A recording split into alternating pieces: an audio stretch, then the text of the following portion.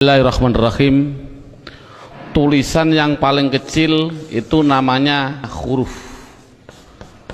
Jadi huruf contohnya yaitu A, B, C, D dan seterusnya. Itu dalam bahasa Indonesia namanya huruf. Dalam bahasa Arab itu namanya huruf. Jadi contohnya huruf yaitu alif, ba, ta dan seterusnya. Itulah namanya huruf. Kemudian di atas huruf yang kedua itu ada yang namanya dalam bahasa Indonesia namanya kata. Jadi kata itu apa? Kata susunan dari beberapa huruf yang mempunyai arti. Contoh, ada huruf S, A, Y, A, saya jadikan satu, itulah namanya kata. Ada M, ada A, ada K, ada A, ada N, saya jadikan satu, namanya kata. Ada R, ada O, ada T, ada I, namanya roti, itu namanya kata. Dalam bahasa Arab itu namanya kalimah. Jadi kalimah yaitu contohnya ana, kumpulnya hamzah, nun, alif, itu namanya kalimah. Akulu, itu namanya kalimah. Al-khubza, itu namanya kalimah. Jadi persatu-satuannya itu namanya kalimah. Di atas kata dalam bahasa Indonesia itu ada yang namanya kalimat. Jadi kalimat itu apa? Susunan dari huruf ini dijadikan satu. Saya makan roti dijadikan satu, itu namanya kalimah. Kalimat. Dalam bahasa Arab itu ada yang mengatakan kalam, ada yang mengatakan kalim, ada yang mengatakan kaul, terserah. Metode ini adalah yang penting adalah menganalisa, mendeteksi tulisan Arab yang namanya kalimah. Itu pendahuluan. Sekarang dalam buku ini, metode ini ada beberapa bentuk. Yang pertama menggunakan yang namanya buku panduan, dan yang kedua harus menggunakan silabus, yaitu urut-urutan metode belajar mengajarnya seperti ini. Sekarang setelah anak sudah mengetahui bentuk tulisan, sekarang naik yang poin yang inti, yaitu dalam buku buka halaman 1 yang judulnya yaitu kalimah. Makanya tadi saya bilang yang terpenting anak bisa mendeteksi kalimah. Jadi kalimah itu ada 3. 1 kalimah isim, 2 kalimah fiil, 3 kalimah huruf. Anak dikasih suatu gambaran bahwasannya tulisan dalam Al-Quran di dunia, di Quran khususnya itu ratusan ribu. Kalau di dunia itu adalah jutaan miliar, miliaran juta. Berarti jutaan miliar itu jumlah kalimah. Contoh, saya mencontohkan. Ada tulisan Arab alhamdulillahi rabbil alamin. Ini kita deteksi, yang inilah namanya kalimah. Lillahi itu namanya kalimah, Rabbi namanya kalimah, alamin namanya kalimah. Padahal tulisan Arab apapun yang namanya kalimah pasti kalau tidak isim fi'il huruf. Jumlah kalimah miliaran triliun pasti hanya ada 3. Kalau contohnya alhamdulillah harus dijawab oleh anak kalau tidak isim fi'il huruf. Lillahi kalau tidak isim fi'il huruf. Rabbi kalau tidak isim fi'il huruf. Alamin kalau tidak isim fi'il huruf. Selamanya. Makanya tulisan Arab di dunia itu sebenarnya hanya ada 3, yaitu isim fi'il huruf. Makanya sering saya ngasih pemikiran pada anak, tulisan apapun tulisan Arab hanya ada 3. Masuk 3 kok 3 tahun. Makanya menurut metode saya, insya Allah saya mengatakan kalau hanya ada 3 berarti per satunya itu 2 jam, makanya cukup 6 jam insya Allah praktek baca kitab. Amin Allahumma amin. Ini sekarang setelah anak sudah tahu jumlah kalimat ada 3, sekarang bagaimana saya mengetahui alhamdulillah itu isim fi'il atau huruf, lillahi itu isim fi'il atau huruf. Makanya akan saya ulas satu persatunya. Bagaimana cara mendeteksi isim itu fi'il, itu huruf. Buka pada bukunya halaman 2. Dalam bukunya halaman 2 dilihat judulnya cara mengetahui isim. Jadi cara mengetahui isim itu dengan 2 cara. Satu mengetahui artinya. Kalau memang artinya itu kok menunjukkan suatu kata benda atau suatu kata sifat, pasti itu dikatakan isim. Jadi isim itu kalau tahu artinya itu menunjukkan benda atau menunjukkan suatu sifat, pasti isim. Sama dengan fi'il nanti juga sama. Cara mengetahuinya fi'il dengan 2 cara sama. Satu mengetahui artinya. Kalau memang artinya menunjukkan suatu kata kerja, itu pasti fi'il. Nah di dunia ini kan hanya ada 3. Pasti kalau tidak kata benda, kata sifat, kata kerja. Saya contohkan, duduk itu kerja atau apa? Jawab saja, anak dites. Contoh saya bilang duduk, isim, fi'il atau huruf? Anak akan jawab fi'il karena artinya kerja. Saya contohkan lagi, ada tulisan Arab mim sin jim dal. Ini tulisan Arab. Kalau tulisan Arab harus dijawab lafal mim sin jim dal ini isim, fi'il atau huruf? Anak pasti akan menjawab isim. Tahu kok isim? Karena artinya menunjukkan suatu benda. Ini berarti kan sudah bisa anak. Saya contohkan lagi. Saya bilang ada tulisan Arab, coba anak-anak lafal Arab ini jawab dengan 3 kategori, isim, fi'il atau huruf. Ini saya contohkan, mim dal ro sinta, artinya madrasah. Harus dijawab isim, fi'il atau huruf. Anak pasti akan menjawab itu isim. Tahu kok isim? Karena artinya benda. Oh 100. Jadi kalau ada apapun artinya benda atau sifat, contohnya Allahu Akbar, saya menerjemah Akbar itu artinya agung atau mulia. Ini agung itu kan suatu sifat, otomatis Akbar ini harus dijawab. Akbar itu isim, fi'il atau huruf? Anak akan jawab Akbar pasti isim. Tahu kok isim? Karena artinya itu suatu sifat. Jadi kesimpulannya adalah anak bisa mendeteksi, pertama mendeteksi isim, fi'il, huruf dari artinya. Kalau memang artinya benda atau sifat berarti isim, kalau artinya kerja berarti kalimah fi'il. Pertanyaan selanjutnya, Pak, tulisan Arab katanya miliaran triliun, di Al-Quran ada 700-an ribu. Bagaimana saya mengetahui itu isim, itu fi'il, itu huruf, padahal saya tidak tahu artinya? Oh, kalau tidak tahu artinya, lihat buku panduannya, yaitu lihat halaman 3. Dalam buku halaman 3 judulnya adalah mengetahui tanda-tanda kalimah isim. 1, kalau tidak tahu artinya, 1 harus mengetahui tanda-tandanya.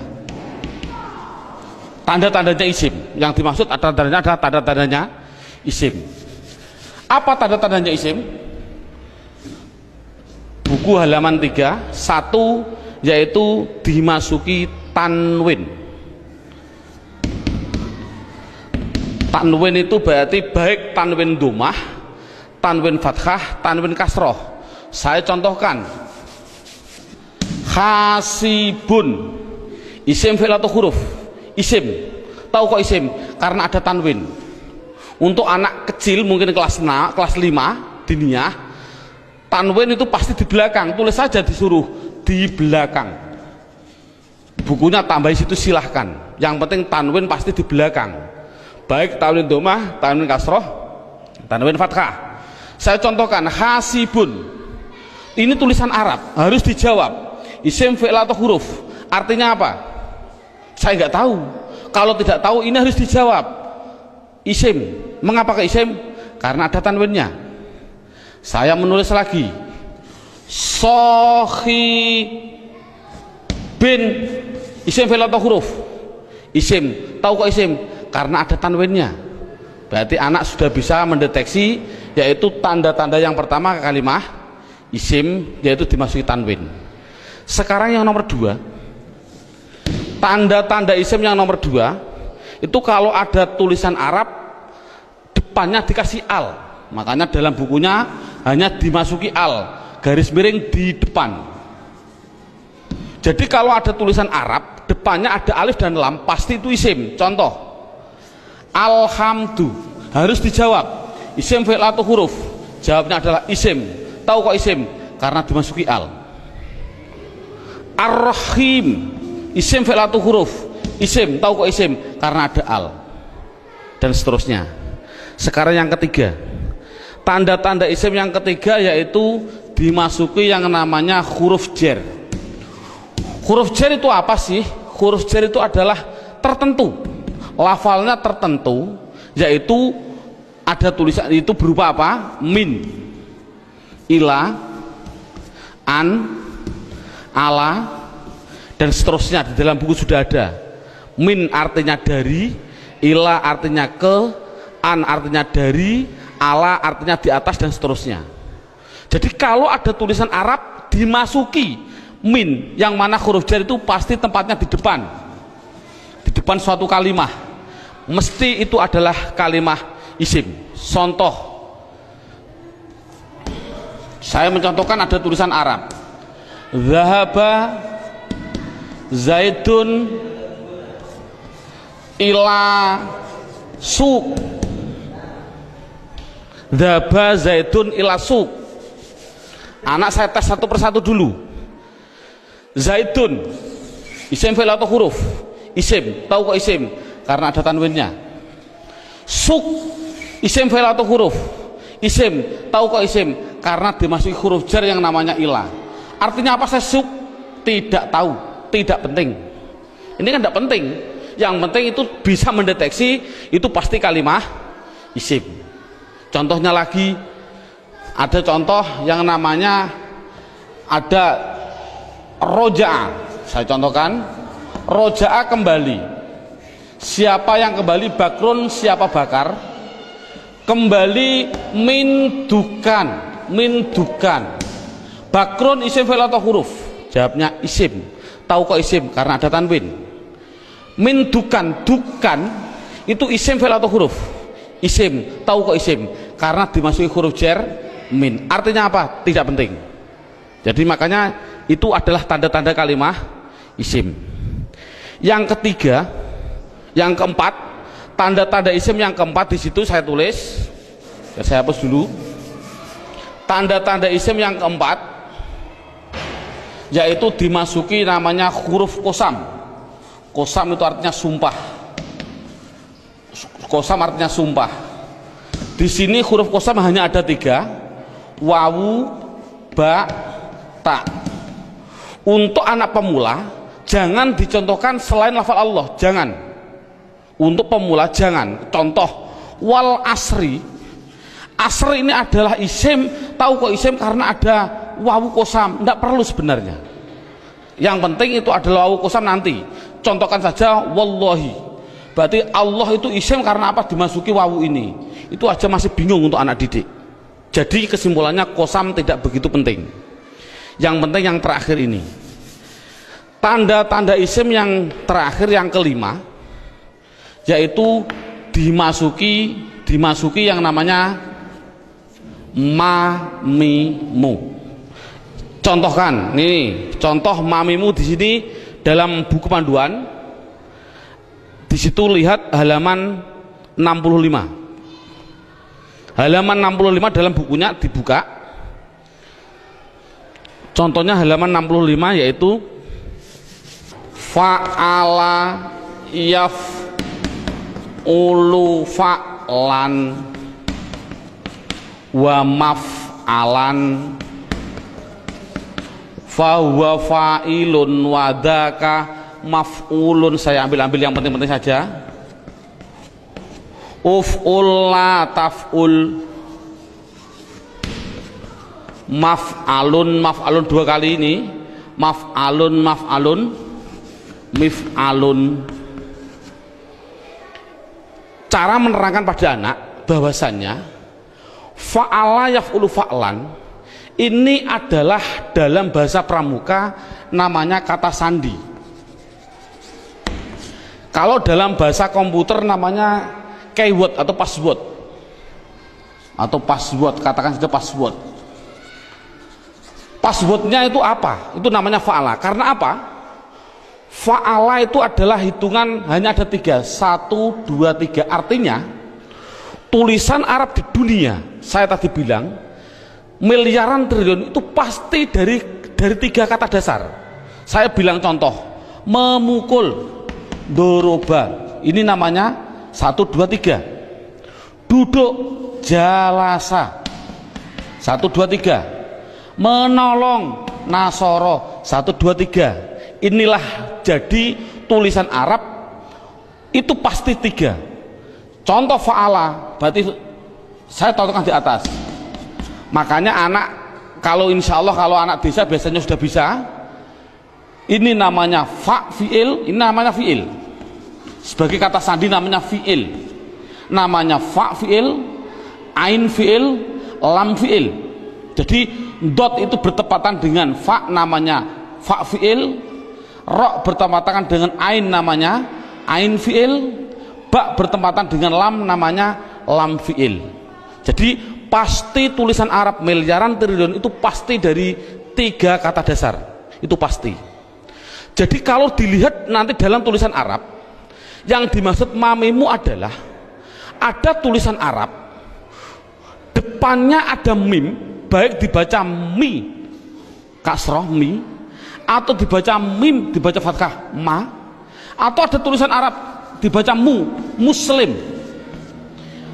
Kalau ada tulisan Arab depannya kok dikasih mim dan jumlahnya pasti 4, berarti karena 3 yang asli, mim lam sin asli, mim tambahan, lam ain fa asli, mim tambahan. Jadi kalau ada tulisan Arab depannya ada mim, baik dibaca ma atau mi atau mu, pasti itu kalimat isim. Contoh, muslim, isim fi'il atau huruf? Jawabnya adalah isim. Tahu kok isim? Karena dimasuki mu. Saya menulis masjid, isim fi'il atau huruf? Isim. Tahu kok isim? Karena dimasuki ma. Dan seterusnya. Saya bilang madrasah, isim fi'il atau huruf? Isim. Tahu kok isim? Karena dimasuki ma.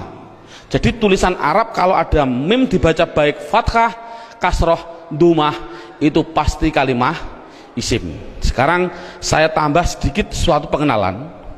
Kalau ada tulisan Arab,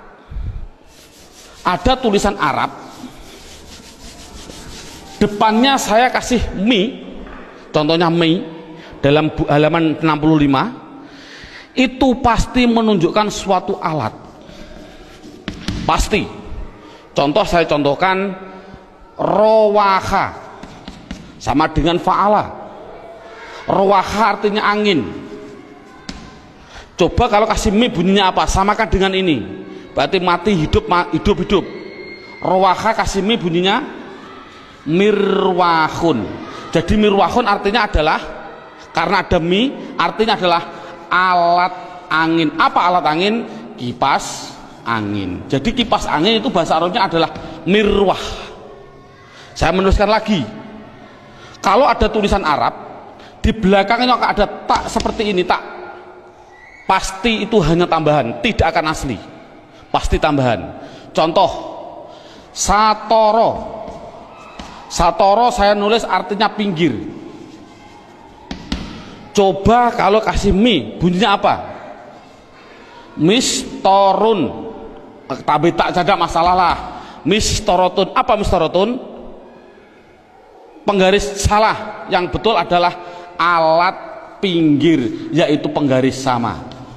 Jadi kan sama tujuannya, semuanya. Kalau ada tulisan Arab depannya dikasih ma, ada arti 2, yaitu mengartikan 2, namanya menunjukkan suatu tempat atau suatu waktu, menunjukkan waktu.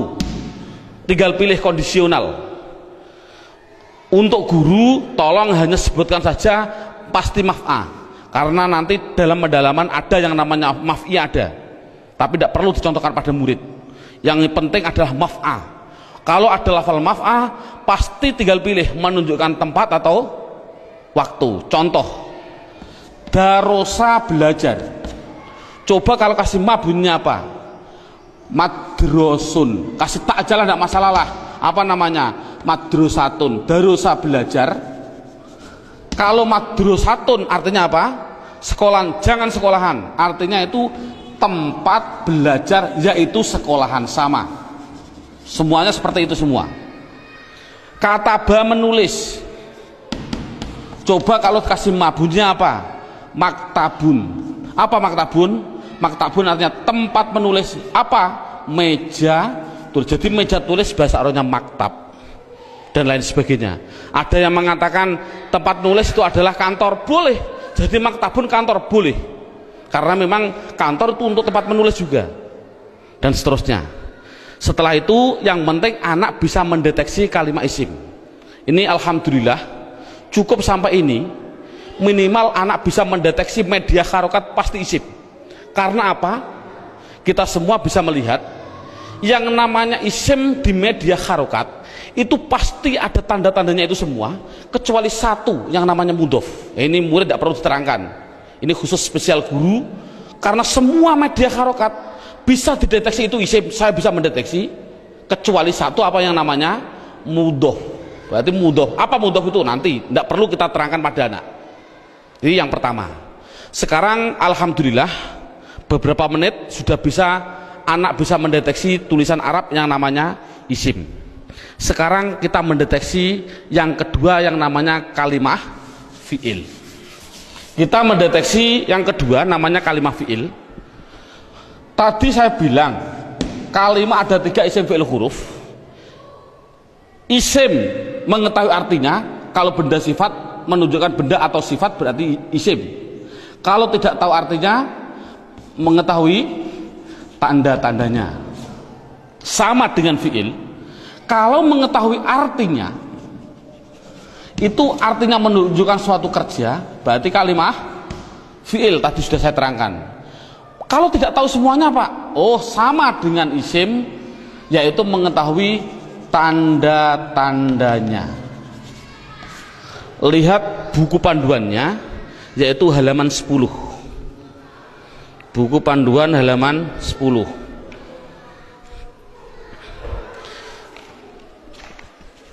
Tanda-tanda kalimat isim. 1 dimasuki kot. Di situ saya 1 dimasuki kot. Dimasuki kot. Saya menulis, biar anak, karena anak kecil mungkin biar jelas, saya suruh di depan, tempatnya itu di depan. Jadi kalau ada tulisan Arab kok ada depannya ada lafal kot, pasti setelahnya itu fi'il. Contoh, saya mencontohkan, Allahu Akbar, Allahu Akbar, qad qomatis sholah, qad qomatis sholah. Ini adalah lafal kot. Koma itu mau tidak mau harus saya jawab itu kalimat fi'il. Tahu kok fi'il? Karena dia dimasuki kot. Ini kan paling mudah. Jadi kalau ada dimasuki kot itu namanya kalimat fi'il. Apa artinya koma? Tidak penting. Yang penting tahu itu adalah fi'il. Tanda-tanda yang kedua yaitu dimasuki yang namanya sin. Tolong lafal sin tidak usah diterangkan. Karena apa kok menerangkan? Wong saya menerangkan fi'il saja belum tahu, saya contohkan lafal sayaqulu sufa. Yaqulu itu adalah fi'il, karena apa? Dimasuki sin, tidak akan mungkin paham anak. Makanya sin adalah ditinggal dulu, karena dia belum bisa mendeteksi semuanya. Jadi sin saya tinggal. Tanda-tanda fi'il yang ketiga yaitu dimasuki yang namanya saufa. Dimasuki yang namanya saufa. Tulis saja sama, sin ya di depan, saufa ya di depan, sama. Contoh yang biasa yang sering didengarkan oleh anak, contoh saya bilang kala saufata lamun, tak lamun itu pasti saya mengatakan fi'il. Karena apa? Karena dimasuki saufa. Artinya apa? Tidak penting, karena sudah tahu itu artinya saufa. Saufa itu masuk pada kalimat tadi mesti kalimat fi'il. Ini paling mudah. Yang terakhir tanda-tanda fiil yaitu dimasuki yang namanya taknis. Saya suruh menambahi pada anak. Taknis itu saya bilang, saya tulis di belakang, tempatnya itu di belakang, dan berupa tak seperti ini yang mati. Orang Jawa bilang tak perahu lah. Jadi tak perahu. Nek ono tak perahu seperti itu pasti itu namanya kalimah fiil. Contohnya ini. Qad qomat as-shalah, aslinya itu adalah koma, itu fiil dengan dua tanda-tanda. Satu dimasuki qad, dua dimasuki ini tak, ini di belakang masuk pada kalimat ini. Jadi ada dua tanda-tanda. Coba sholat, isim fi'il atau huruf? Isim. Tahu kok isim? Karena ada al. Oh mudah. Namun sekali lagi ini mulai metode saya adalah nanti menggunakan yang namanya metode hantu. Ini contohnya. Al ini adalah alif dan lam. Yang namanya alif itu pasti mati. Yang namanya alif pasti mati. Ada mati ketemu mati, itu namanya hantu. Saya tulis mati ketemu mati namanya apa? Hantu. Orang Arab tidak senang hantu.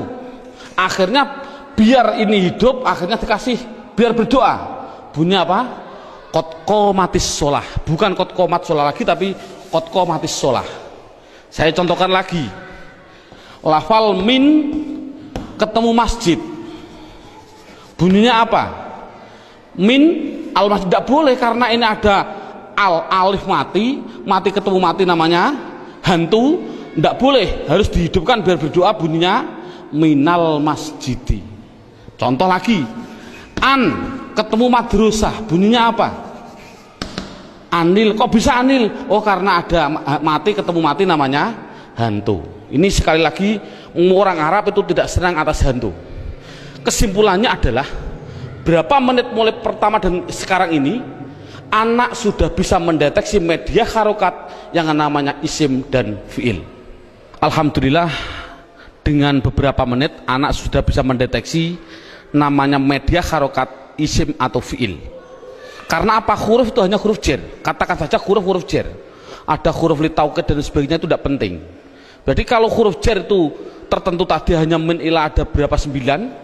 Selain itu tulisan Arab pasti hanya isim dan fiil. Anak sudah bisa mendeteksi kecuali tadi mudhof. Alhamdulillah. Sekarang kita naik poin yang keempat. Poin yang keempat yaitu lihat buku halaman pertama.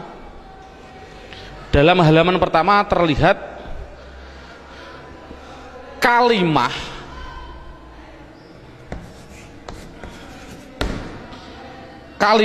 isim, fiil, huruf. Ini ada gambar kalimah pasti butuh kepada yang namanya, ini garis horizontal namanya perlu. Dalam bahasa Indonesia namanya perlu, bahasa Indonesianya orang Jawa namanya butuh. Butuh itu kemarin saya dari Sumatera, butuh itu artinya sama seperti di orang Kalimantan zakar. Naudzubillah, mohon maaf sekali bahasa kasar perlu. Berarti kalimah itu pasti memerlukan yang namanya i'rab. Halaman pertama dilihat, i'rab itu ada 4. Satu namanya i'rab rofa, 2 namanya i'rab nasab, 3 namanya i'rab jar, yang keempat yaitu namanya i'rab jazm. Jadi kalimah itu pasti memerlukan yang namanya i'rab. Padahal i'rab ada 4, rofa, nasab, jar, jazm. Dan perlu diketahui kalimah isim itu butuhnya hanya butuh 3, bukan 4. Fi'il butuhnya yaitu 3, bukan 4. Huruf, sementara huruf tidak butuh. Jadi yang butuh i'rab itu yaitu khusus yang namanya kalimah isim dan kalimah fi'il. Apa i'rab itu nanti saya terangkan. Yang penting isim itu butuh 3. Apa namanya? Dan perlu ditulis dulu. Anak harus digarisbawahi. Rofa pasti domah, dibilang pasti. Karena pengalaman saya pada waktu kecil, Pak Guru menerangkan rofa yaitu domah, wawu, alif, nun. Itu saya juga bingung. Makanya saya melihat dalam jurumiyah ada namanya alamat asli, menunjukkan bahwasanya anak, saya punya insting, oh berarti mengapa musonaf kok mengatakan asli domah, inilah mungkin metode saya harus mengikuti seperti ini. Jadi setiap anak pastikan yang namanya rofa pasti domah, yang namanya nasab pasti fathah, yang namanya jer pasti kasroh, yang namanya jazm pasti sukun. Dipastikan dulu. Jadi kalau sekarang kita lanjutkan, yang butuh i'rab itu adalah isim butuh 3. Apa-apa? Isim butuhnya yaitu rofa, nasab, jer. Ini kebutuhan isim. Jadi isim butuhnya hanya 3: rofa, domah, nasab, fathah, jer, kasroh. Tidak butuh kepada jazm, tidak butuh. Ini penting. Adapun yang fi'il butuh 3. Fi'il butuh 3. Apa-apa? Rofa, nasab, dan jazm. Tidak butuh kepada yang namanya jer. Ini anak harus tidak perlulah kita terlalu ngasih pertanyaan terbulak-balik. Contoh, isim i'rab apa yang khusus masuk pada fi'il, i'rab apa yang tidak boleh masuk pada fi'il, tidak perlulah. Yang penting minimal pertama kali tolong ditekankan isim. Fi'il aja tidak penting, nanti dulu. Yang penting kalau bilang isim pasti punya namanya rofa domah, nasab fathah, jer kasroh. Itu isim dulu, matangkan isim. Fi'il tidak perlu ditanyai dulu. Jadi sekarang pertanyaannya, apa sih yang dinamakan rofa domah? Rofa itu adalah i'rab. I'rab itu apa? I'rab adalah perubahan pada akhir kalimat atau kata, akhir kata atau kalimah dalam bahasa Arabnya tadi. Jadi kalau ada tulisan Arab, perubahan belakang itulah namanya i'rab. Contoh saya bilang, ada tulisan Arab min sim jim dal, belakangnya itu, kalau ini kan kata benda, ini kan orang tahu kata benda. Kalau benda berarti kalimah isim. Kalau isim harus dijawab, pasti butuh perubahan belakang. Kalau dia rofa ya pasti dun. Apa rofa itu nanti? Pasti dun. Kalau dia nasab berarti pasti dan. Kalau dia jer berarti din. Makanya saya tadi bilang, yang namanya i'rab, khususnya ini, i'rab itu sama dengan nahwu. Contohnya lafal ini, dun dan din, inilah belakang, ini namanya nahwu. Adapun depan ada tulisan mim sim jim dal, bacanya apa? Masjid. Mengapa kok dibaca masjid? Mbok dibaca misjid saja. Inilah perubahan depan, itu namanya sorof. Jadi nahwu sama sorof itu harus gandeng. Mengapa terjadi sekarang ini guru nahwu, guru sorof sudah berlainan, itu sudah jauh, akan bertemu juga sulit. Karena satu kalimat membutuhkan 2 hal, yang namanya nahwu dan sorof. Jadi perubahan depan itu namanya sorof, perubahan belakang adalah nahwu. Jadi kesimpulannya lagi, ada kesimpulan ini, tolong nanti anak-anak harus dipahami. Yang namanya isim, yang namanya, saya ini kesimpulan, isim pasti butuh 2 hal belakangnya. Kalau ada al, kalau tidak ada al ya ditanwin. Itu prinsip.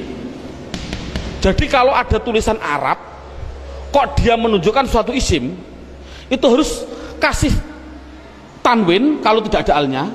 Kalau ada alnya jangan ditanwin. Contoh, masjid ini kan tidak ada alnya, makanya saya balang dun dan din. Coba kalau saya kasih al, almas, Al-masjid, coba rofaknya bunyinya bagaimana? Al-masjidu, jangan ditanwin karena ada al. Nasabnya bunyinya bagaimana? Al-masjidah. Jernya bunyinya bagaimana? Al-masjidi. Ini contoh. Dalam buku panduan saya, anak harus dites dengan contoh dua, yaitu dengan lafal basmalah dan takbir. Saya contohkan. Kita kasih contoh yang biasa dibaca oleh anak.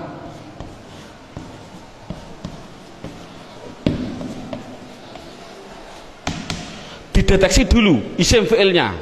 Coba rohim, lafal belakang ini isim fi'il atau huruf? Isim, tahu kok isim? Ada al. Rohman, isim fi'il atau huruf? Isim, tahu kok isim? Ada al. Allah, isim fi'il atau huruf? Isim, tahu kok isim? Ada al. Silahkan. Ini ada khilafiyah ulama. Ada yang mengatakan jangan bilang al. Ini adalah ismudzat, tidak boleh dirubah-rubah. Tapi ada ulama yang mengatakan memang al. Dari lafal aliha dikasih al, jadinya alifnya dikasih panjang. Allah. Nggak, untuk anak kecil biarlah itu bilang isim karena ada al, silahkan. Ismi, ini isim, tahu kok isim karena ada huruf jerba. Ini memang sulit, anak pemula memang sulit, nggak begitu penting. Yang penting dikasih tahu ismi isim karena ada huruf jar masuk. Kalau ini mengatakan isim, ini isim karena ada al, ini isim karena ada al, ini isim karena ada al. Coba harokannya gimana? Bismi, loh, saya baca kasroh, berarti dia menunjukkan rufa nasab atau jer? Jer, karena kasroh. Oh 100. Bismillahi, saya kasri hi, berarti di kasroh. Isim ada kasroh. Oh masuk karena dia jer berarti. Mengapa kok jer? Oh nanti, belum waktunya. Bismillahirrohmani, mengapa saya bilang nih? Rufa nasab atau jer? Jer. Oh 100. Teruskan Bismillahirrahmanirrahim, pasti anak jawab khim. Jawab saja mustahil, karena sukun itu miliknya fi'il. Ini kan sukun. Sukun itu adalah miliknya kalimah. Sukun itu miliknya kalimah fi'il. Padahal ini isim, berarti ini milik isim, tidak boleh. Jadi salah, ada tulisan Arab Bismillahirrahmanirrahim, mimnya kok disukun, salah. Mestinya itu kalau dia isim, kalau tidak rohimu ya rohimah ya rohimi, pasti itu. Oh kebetulan di dalam Al-Quran tulisannya adalah mi, ya berarti jer. Dari mana kok jer? Yang penting dia kasroh, itu jer. Mengapa kok dibaca jer? Oh nanti belum masanya. Yang penting dia bisa mendeteksi itu isim, rofa nasab atau jer. Ini kan anak sudah lumayan. Dengan berarti gambaran rohim ini adalah menggambarkan anak biar tahu, oh isim tidak boleh ditanwin. Loh kok disukun pak? Oh tidak boleh ditanwin, maaf, sukun. Mengapa sukun pak? Karena wakof. Saya contohkan lagi dua contoh. Lafal Allahu Akbar. Allahu Akbar, orang bilang akbar disukun. Saya jawab salah. Mengapa salah? Tadi saya bilang akbar itu adalah sifat. Yang namanya sifat itu pasti isim. Yang namanya isim tidak mungkin dia disukun di dalam tulisannya kalau begini. Karena apa? Sifat isim tidak boleh sukun, karena sukun itu miliknya fi'il. Kalau isim itu pasti kalau tidak ru ya ro ya ri. Mengapa tidak ditanwin? Nanti. Yang jelas ini contoh Allahu Akbar. Allah isim, tahu kok isim ada al. Rofa nasab atau jer? Rofa, tahu kok rofa? Karena dumah. Akbar yang betul adalah akbaru. Jadi mengapa kok dibilang bar? Karena wakof. Kalau nulis adalah ru yang betul. Makanya sering saya kasih pertanyaan, bagaimana hukumnya ada orang sholat bilang Allahu Akbaru, sah nggak? Jawabnya adalah sah, karena nakunya seperti itu. Namun yang terbaik memang adalah wakof. Seperti ini, Bismillahirrahmanirrahim, karena wakof. Jadi intinya adalah yang namanya i'rab ada 4 rofa nasab jar jazm. Khusus kita tekankan pada isim. Yang namanya isim belakangnya pasti rofa dumah, nasab fathah, jar kasroh. Itu kesimpulannya. Sekarang silabusnya poin yang kelima, judulnya yaitu pendalaman isim. Buka halaman 1, sama halaman 1, yaitu lihat halaman 1, isim dibagi 2. Ada yang namanya isim mabni, ada yang namanya isim mu'rab. Sekali lagi, isim mabni dan isim mu'rab dibagi dulu. Apa yang namanya isim mabni? Dalam buku halaman 2 ada. Mabni itu adalah, mabni itu apa? Mabni adalah harokat belakang, harokat belakang itu tetap. Saya tulis tetap. Itulah namanya mabni. Jadi mabni itu apa? Mabni harokat belakang tetap. Mu'rab itu apa? Mu'rab yaitu harokat belakang berubah-ubah. Harokat belakang berubah-ubah. Jadi itu kesimpulannya. Jadi isim harus dibagi 2, isim mabni dan isim mu'rab. Isim mabni belakangnya tetap, isim mu'rab belakangnya berubah-ubah. Isim mabni sekarang diperinci satu persatu. Dalam silabus ada isim mabni, yaitu satu namanya isim domir. Saya tulis satu namanya isim domir. Tolong dalam hal ini anak tidak usah diperdalami. Yang namanya pada waktu pengalaman saya dulu kecil, Pak Guru bilang domir itu ada 2, seperti contoh seperti ini. Domir ada 2, domir baris dan domir mustatir. Baris muttasil ada 2, baris munfasil ada 2, muttasil ada 4, dan domir mustatir ada yang jawas dan ada yang wujub. Ini enggak, dulu saya suruh menghafalkan ini domir saja, itu mungkin 1 bulan. Lah menurut saya kita ambil yang pokok dulu. Dengan metode ini adalah metode saya bilang domir yang berupa domir baris munfasil rufa, yaitu pendalamannya dalam buku. Lihat halaman buku yaitu dilihat halaman 4. Halaman 4 dilihat judulnya isim domir. Di situ saya tulis yaitu lafal huwa, huma, hum, ya, huma, hunna, anta, antuma, antum, anti, antuma, antunna. Yang terakhir ana, nahnu. Jadi jumlahnya 14. 1, 2, 3, 6, 9, 12, 14, 13, 14. Jadi jumlahnya saya bilang isim domir adalah jumlahnya 14. Contohnya huwa, hum. Yang namanya domir itu adalah kata ganti. Dalam buku huwa itu kata ganti dari siapa? Kata ganti dari dia. Dia siapa? Dia laki-laki 1. Ini yang namanya goib. Jadi kesimpulannya huma kata ganti dari siapa? Dia laki-laki 2 yang goib. Hum kata ganti dari apa? Mereka atau mereka. Siapa mereka? Laki-laki 3 ke atas yang goib. Jadi kesimpulannya ini adalah namanya laki-laki. Ini berarti 1, 2, 3 ke atas ini perempuan. Tapi ini adalah semuanya adalah goib. Sekali lagi ini adalah goib. Berarti dia perempuan 1 goibah atau goib. Goibah. Huma 2 perempuan goibah. Huna 3 ke atas perempuan goibah. Jadi inti kesimpulannya adalah 3 ini laki-laki, Tiga ini perempuan yang semuanya adalah katakan goib. Anta, kata ganti siapa? Dari kamu. Kamu siapa?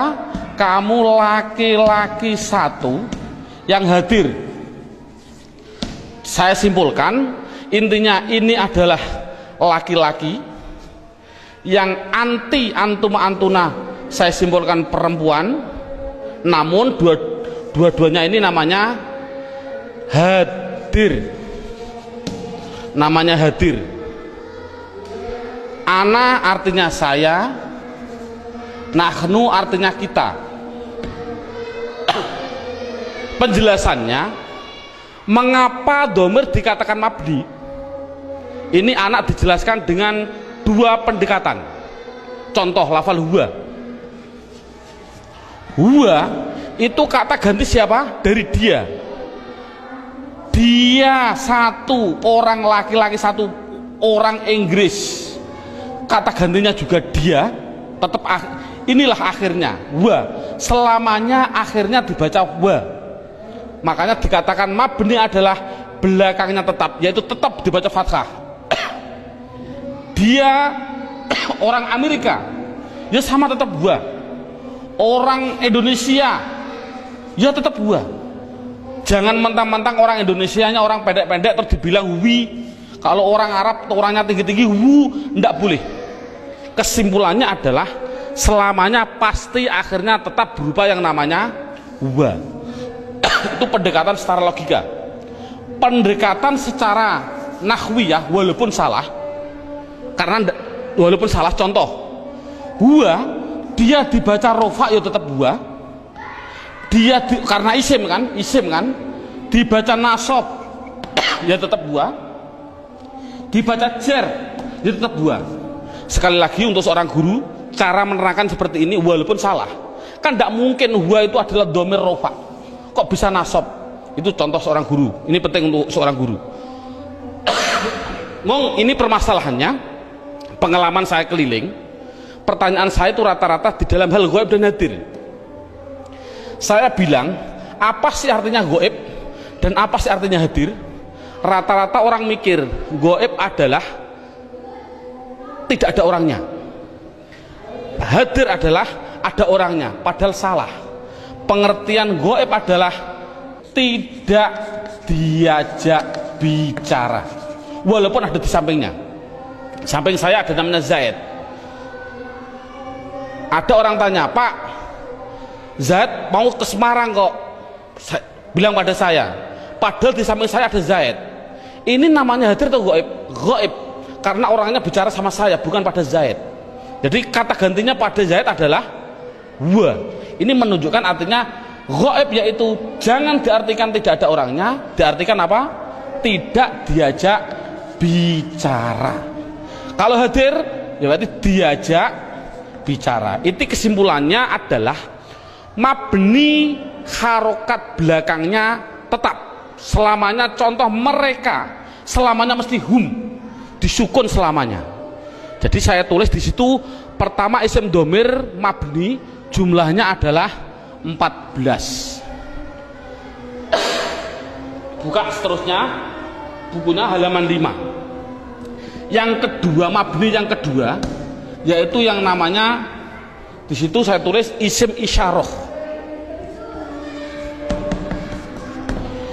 Isim isyarah tidak perlu kita terlalu banyak mencontohkan.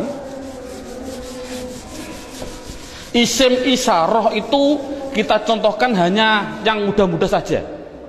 Contoh isim isyarah ada 3. Ada yang namanya qorib, ada yang namanya wasit, ada yang namanya ba'id. Qorib artinya dekat, wasit artinya sedang, ba'id artinya jauh. Contoh orang bilang isyarat menunjukkan, qorib iki, orang Jawa bilang iki, kalau sedang iku, kalau jauh kai, itu orang Jawa bilang. Tapi kalau orang Sunda iya, eta, itu ya salah, itu milik orang Indonesia, bukan bukan orang Sunda sebenarnya, tapi orang Sunda tidak punya jauh, sama dengan kita. Ini tidak, masalahnya adalah contoh korib. Kalau laki-laki hadza, kalau perempuan hadhihi, dengan dua contoh saja ini.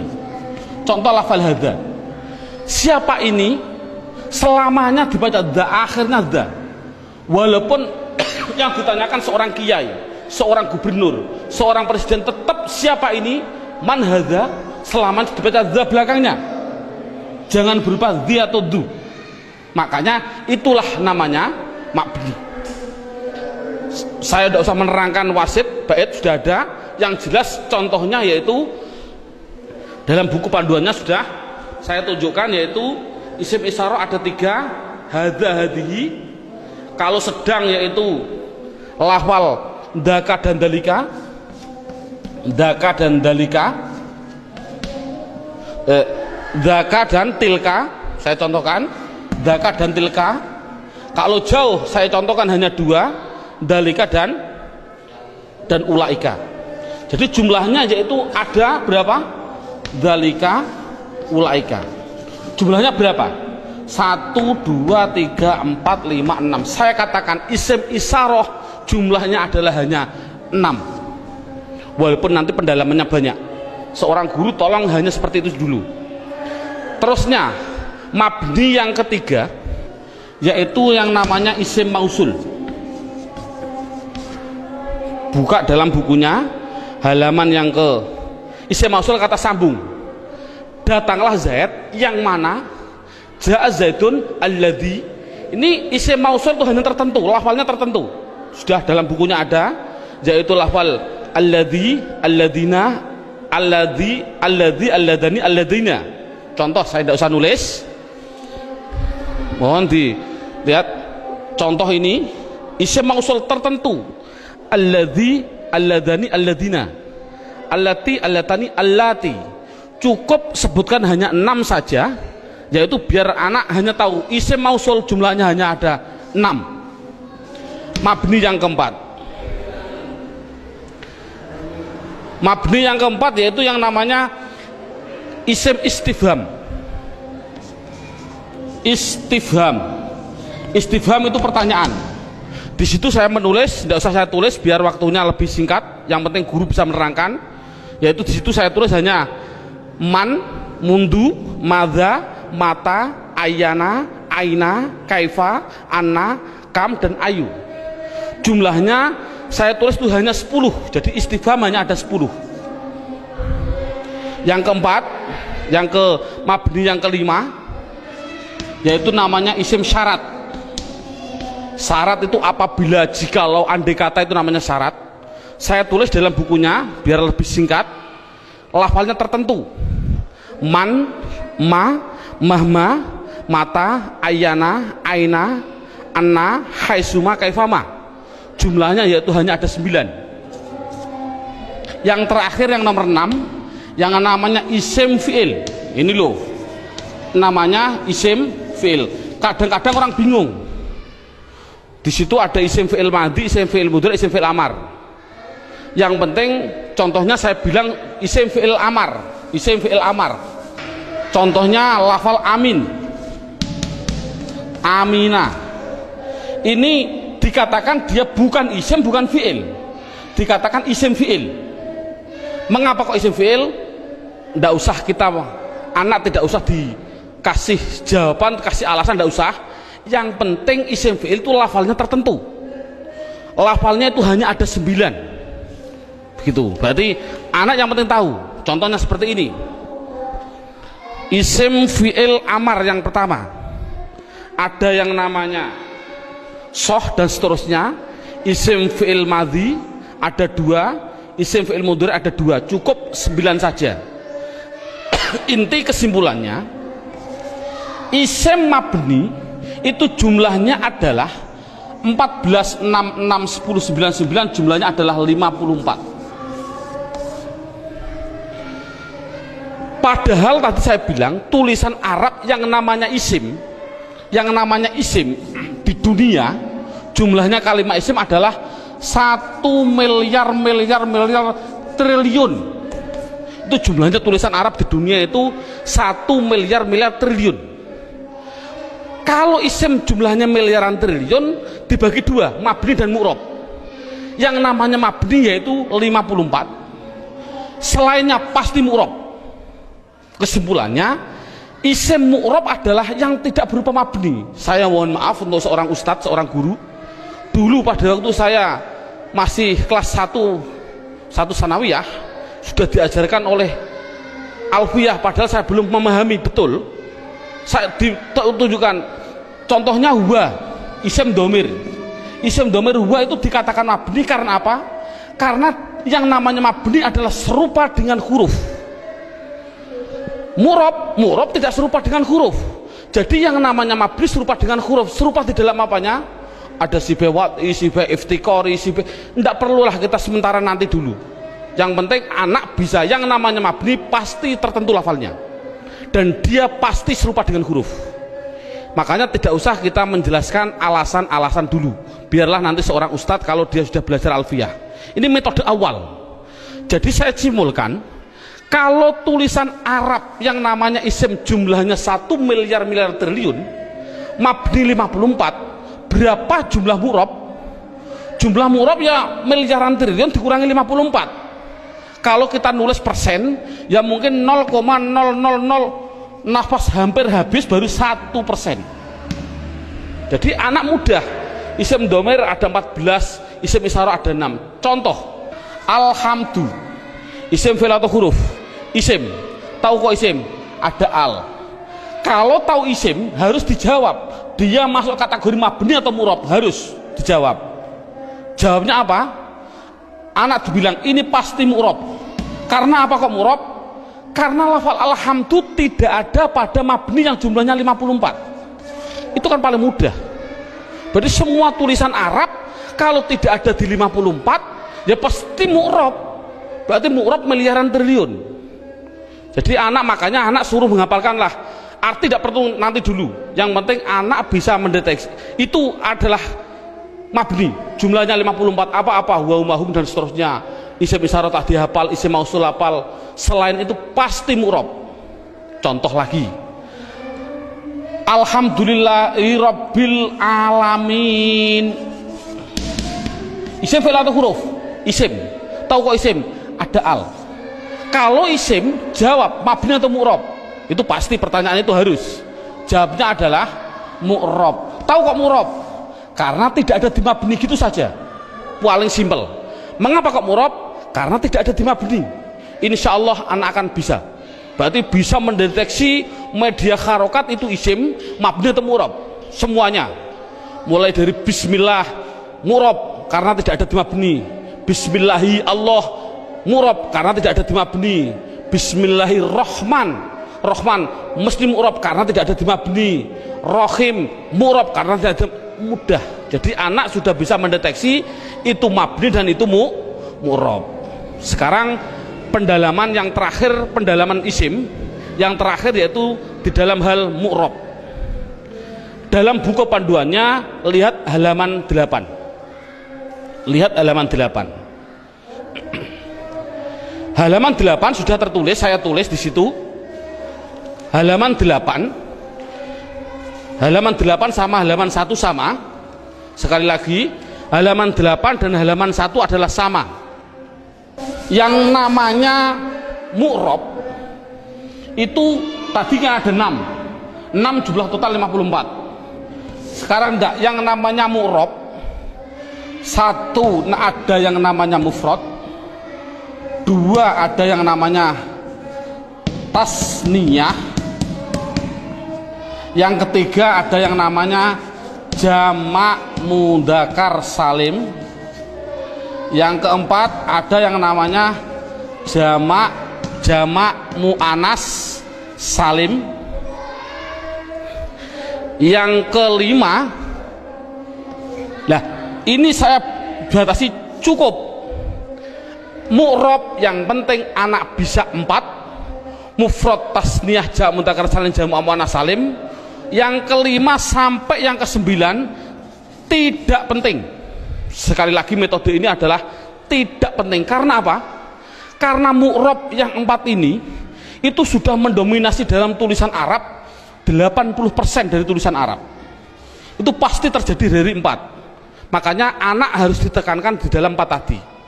Berarti sekali lagi, mu'rab yang jumlahnya miliaran triliun dikurangi 54 itu harus dimasukkan di antara 4 ini. Berarti di antara 4 ini mufrad, tasniyah, jamak mudzakkar salim, jamak muannats salim. Sekarang anak diterangkan apa sih yang namanya isim mufrad. Lihat ini, mufrad itu bahasa Arab. Artinya apa mufrad? Artinya satu. Baik dia seorang laki-laki atau perempuan, pokoknya satu, itu nama bahasa Arabnya mufrad. Tasniyah itu bahasa Arab. Apa sih artinya tasniyah? Tasniyah itu artinya 2. Baik dia seorang laki-laki atau perempuan. Yang ketiga namanya jamak mudzakkar salim. Jamak itu artinya banyak, banyak itu artinya 3 ke atas, 3 plus. Mudzakkar artinya laki-laki, salim artinya selamat, berarti laki-laki yang selamat. Ngono selamat cara jayani. Yang keempat, jamak muannats salim. Jamak artinya 3 ke atas, mu'anas artinya perempuan, salim selamat. Jadi sementara anak dites dengan bahasa Jawa atau bahasa Indonesia disuruh mengarabkan. Contoh saya bilang, coba saya bilang 2 buku itu mufrad atau tasniyah atau jamak mudzakkar salim atau jamak muannats salim. Jawab tasniyah. Tahu kok tasniyah? Karena artinya 2. Saya bilang 5 bakar, mufrad, tasniyah atau jamak mudzakkar atau jamak muannats. Jawab jamak mudzakkar salim. Karena apa? Artinya 5 3 ke atas, zaid adalah, bakar adalah laki-laki. Jadi anak sudah bisa dites dengan bahasa Jawa, disuruh membahasa Arabkan. Contoh sekali lagi, 2 zaid tasniyah, 5 bakar jamak mudzakkar salim, 10 hindun, hindun itu perempuan, jamak muannats salim. Bakar 1 artinya mufrad, Zainab 1 artinya mufrad bahasa Arabnya. Nah, kalau ada tulisan Arab kok tidak berupa mabni yang jumlahnya 54, pasti harus dimasukkan mu'rab. Kalau mu'rab harus dimasukkan di antara 4 ini, harus apa mufrad, apa tasniyah, apa jamak mudzakkar salim, apa jamak muannats salim, pasti harus masuk semua tulisan mu'rab. Contoh, nah ini bagaimana saya mengetahui Pak tulisan Arab itu mufrad, tasniyah, jamak mudzakkar salim, jamak muannats salim? Lihat bukunya halaman 8. Kalau ada tulisan Arab,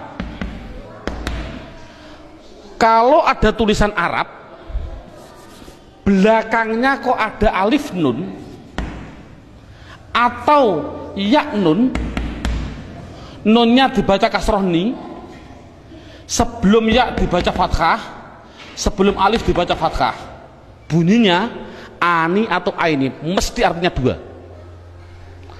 Kalau ada tulisan Arab belakangnya kok berupa wawun nun atau ya nun, nunnya tapi dibaca na, baca fathah na, sebelum ya dibaca kasroh, sebelum wawu dibaca domah.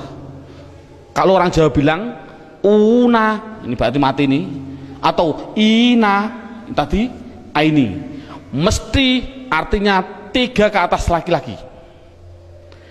Kalau ada tulisan Arab belakangnya berupa alif dan tak, taknya tak perahu, sebelum alif dibaca fathah, taknya hanya 2, kalau tidak ton ya tin, itu pasti dikatakan jamak muannats salim.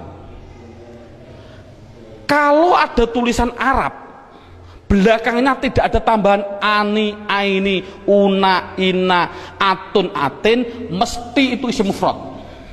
Jadi isim mufrad itu apa? Yaitu kalau tulisan Arab tidak ada belakangnya tidak ada tambahan. Saya contohkan, alhamdu, isim fi'il atau huruf? Isim. Tahu kok isim? Karena ada al. Pertanyaan selanjutnya, mabni atau mu'rab? Mu'rob. Tahu kok mu'rob? Karena tidak ada di mabni. Kalau mu'rob harus dimasukkan di antara empat ini, wajib. Empat ini harus dimasukkan. Berupa apa? Mufrad. Tahu kok mufrad? Karena belakangnya tidak ada tanda-tandanya. Ani, aini. Ini kan dal. Dal ini kan tidak ada tambahannya. Oh, jadi alhamdu adalah isim mufrad. Contoh lagi. Bismillah, alhamdulillahi rabbil alamin. Alamin. Pertanyaan, isim fi'il atau huruf? Isim. Tahu kok isim? Ada al. Mabni atau mu'rob? Mu'rob. Tahu kok mu'rob? Karena tidak ada di mabni. Kalau masuk mu'rob, masukkan di antara empat ini. Bunyinya apa? Jamak mudzakkar salim. Tahu kok jamak mudzakkar salim? Karena belakangnya ada inang, ya nun, sebelumnya dibaca kasroh. Cocok gak dengan ini? Ina. Jadi tulisan Arab mesti gitu semua. Kalau mu'rob pasti harus masuk kategori di antara empat tadi.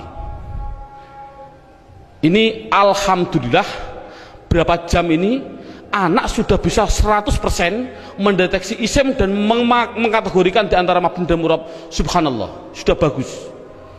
Ini untuk apa isim tadi? Oh, nanti. Itu adalah setelah 3 jam. Kita istirahat dulu.